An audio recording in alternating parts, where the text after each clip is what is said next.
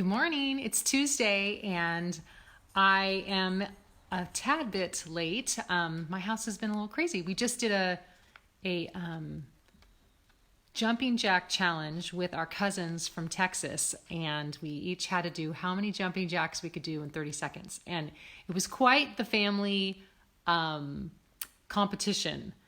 I had to beat my daughter, and then of course my husband had to beat me by one. So anyway, that was what we were doing this morning, and it's kind of been a lively morning here actually. Yesterday was pretty calm, and this morning everyone is up and there's hot chocolate being made, and I made omelets for my husband and for breakfast. And so yeah, here we are, day 2 of homeschool and day 2 of this Little House daily devotional. So yesterday, Harvest of Friends.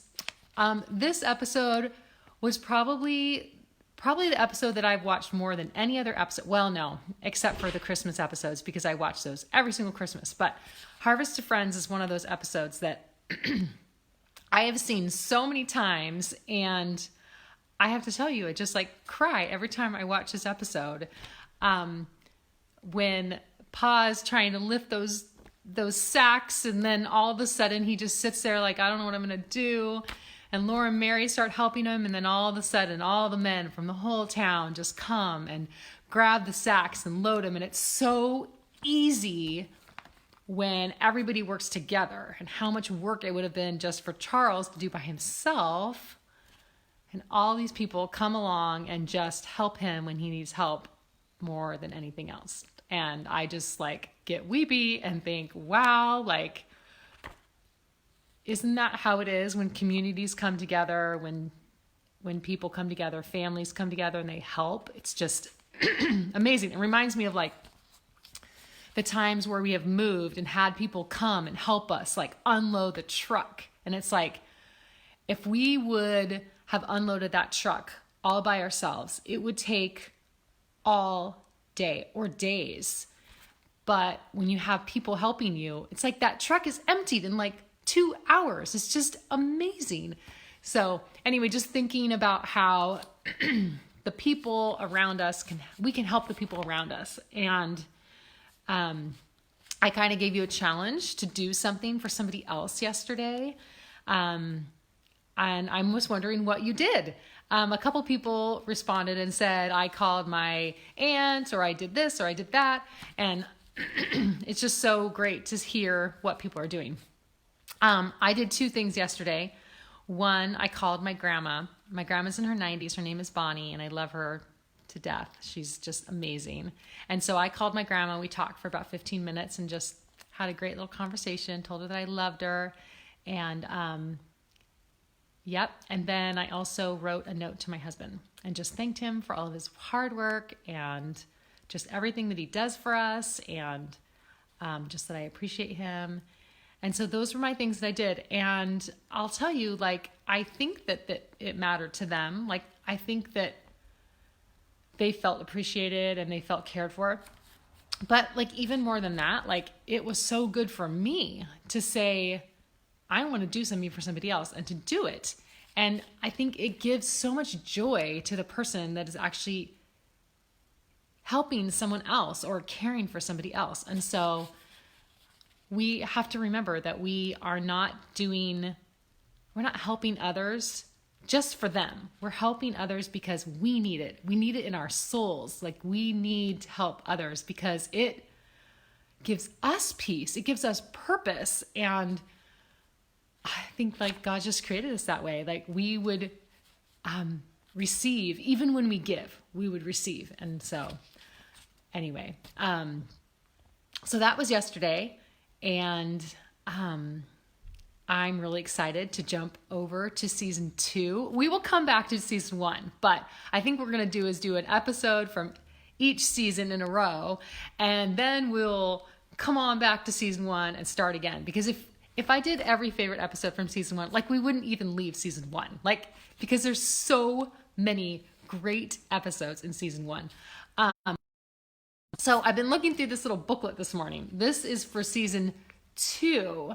And I do have to say one thing that's really funny about the cover. I'm going to grab it. Hold on so that you can see this.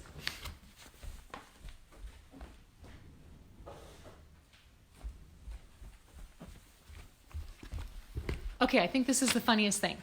This is the season 2 cover, and Baby Grace cover.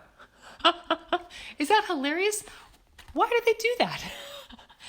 I'm not in season 2. I think that some people might see this in the store and buy this and think that Baby Grace is already born, but she's not. Anyway, that's just a side note.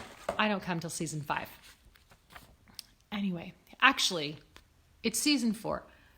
Baby Grace is born in season 4, but it's not me. I'm not on it until season 5. So anyway, I'm looking through this booklet for season 2. There are so many good ones in season 2 also.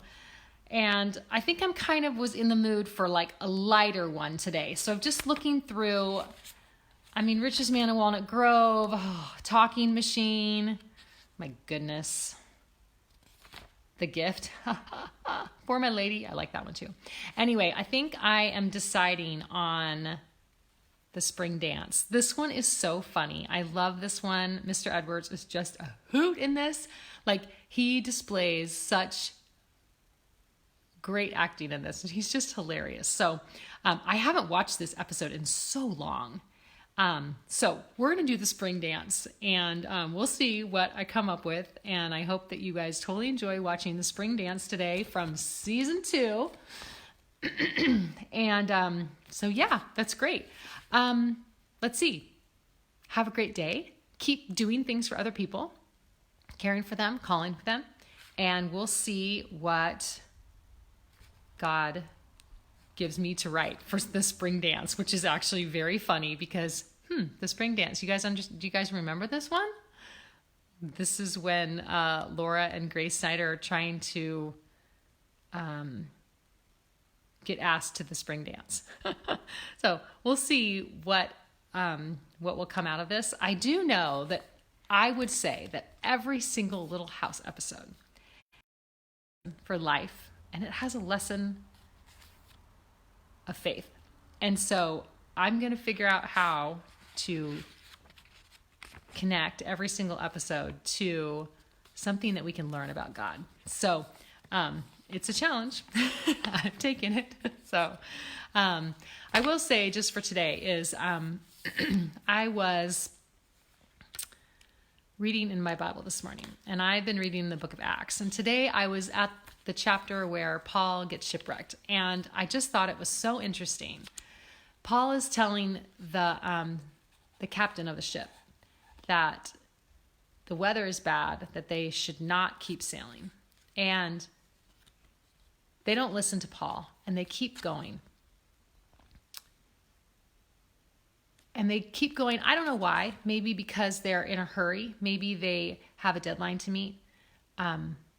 Maybe they just don't want to stay where they are. And I just find it interesting that they kept going. The storm came. The ship went aground. And they all survived. But God told Paul that they should have stayed. And when he told the captain, we shouldn't go, there's going to be a storm, they should have listened, but they didn't. And you know what? Sometimes we don't listen. We don't listen to the warnings. But God, his plan always prevails, because maybe they wanted them to stay in that harbor for that winter, and they didn't want to. And they went along anyway. But God made a way to say, nope, this is what we're doing right now. I want you to stay right here, right in this harbor. You can't go any further because the ship has broken up. And it just made me think of like all of us with our busy schedules and thinking that we have this plan of when we're going to be at a certain place at a certain time, when our when our careers are going to hit that spot, when we're going to go to this event. Maybe even like for my daughter, like there's this tournament coming up and she's going to go to this thing. She's so excited. It's like, and God says, you know what? Right now, I just want you to stay right here. I want you to stay in this harbor. I want you to just stay here and be content and just trust and just wait. And I just was thinking about it this morning, just thinking like, okay, like God has us in this like harbor and he's saying, no matter what you do right now, you have to stay in this harbor. You have to just stay because the government's telling us that we can't go anywhere. So my challenge for you today is just stick it out in this harbor right now. And if you can, look around. Look at the people around you. Look at what God has blessed you with. Look at all of the amazing things. Look outside today. Look at the blue sky or the cloudy sky. That's what we have. But, in California, if it's cloudy, that's amazing because we need rain always. So there you go. Happy Tuesday. We are watching the spring dance today. And I will get this thing posted hopefully by lunchtime. And I hope you guys have a great day. And I'll talk to you soon. Okay, bye.